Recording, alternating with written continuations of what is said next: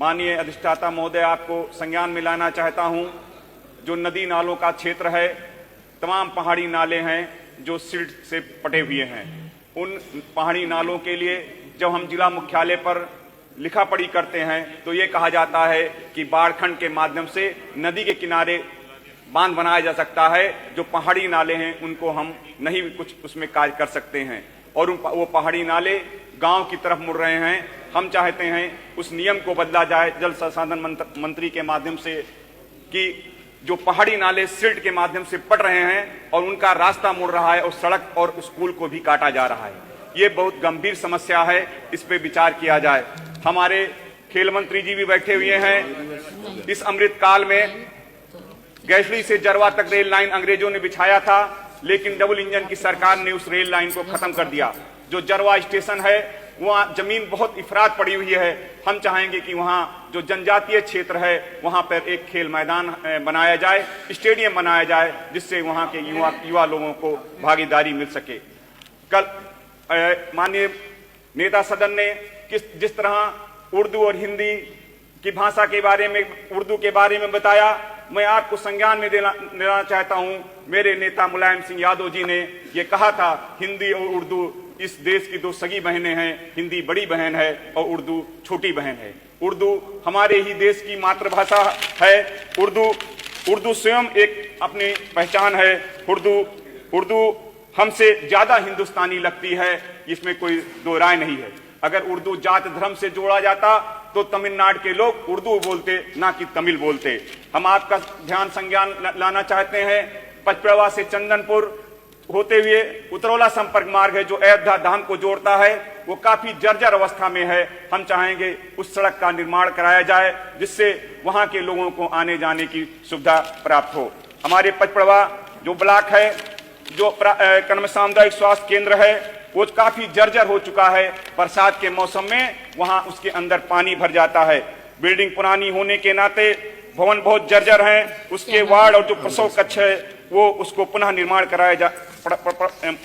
कराया जाए। वहां पे एक्सरे मशीन लगाई जाए।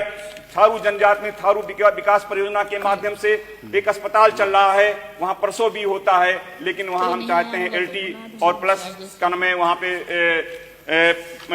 एक्सरे की व्यवस्था कराई जाए, क्योंकि थारू जनजात के लोग जो पचपेड़वा में आते हैं उनकी दूरी 18 किलोमीटर है।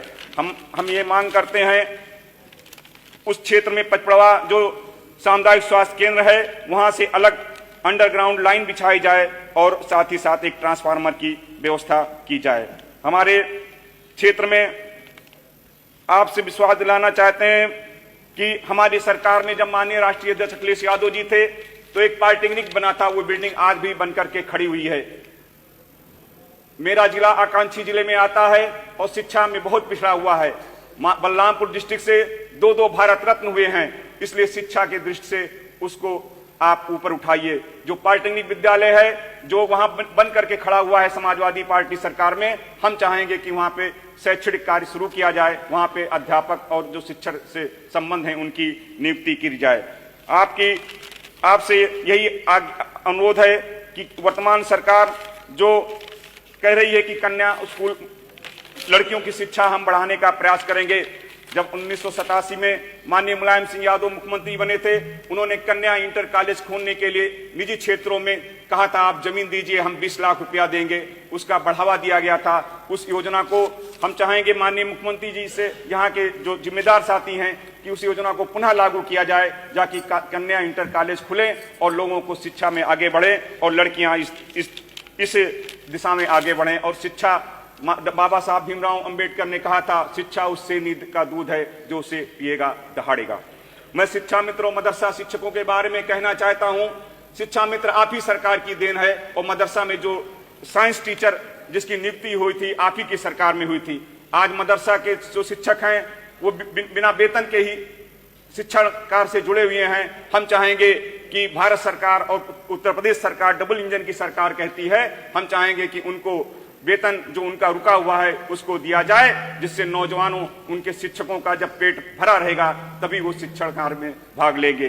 आपसे यही अनुरोध है कि जो NH 730 जो बिष्णुपुर टनटनवा से कर में सिसानिया घोपलापुर जाता है, बीच में नहर है, उस नहर वो नहर कटी हुई है, उस पे का नाम पुल बना करके उस रास्ते को सुचारू रूप से आगे बढ़ाया जाए। और तो साथ ही साथ मेरे विधानसभा क्षेत्र में जो छिवली नाला है, सुनही नाला है, भामन नाला है, बढ़नी नाला है, इनके जो सफाई है उसको भी विश्राम किया जाए। और एक भगवानपुर खादर है जो जहाँ पे बूढ़ी राप्ती बहती है, वहां पे एक सेतु निगम के द्वारा पुल का प्रस्ताव भी मेरे पिताजी ने पूर्व में दिया था, उसका सर्वे भी हो गया है। हम चाहेंगे उस पे पुल का निर्माण किया जाए, क्योंकि हर साल वहां पे कोई ना कोई घटना हो जाती है। आप लोग कहते हैं हम सरकार का विरोध करते हैं, जो अच्छा काम होता है उसका सपोर्ट भी करते हैं। हम आपके सरकार के द्वारा जो मातोश्री विश्वविद्यालय के नाम से जो विश्वविद्यालय बनने के लिए हमारे जनपद बलरामपुर में आया है, उसके लिए मैं माननीय मुख्यमंत्री जी को धन्यवाद देता हूं। वो विश्वविद्यालय हमारे क्षेत्र के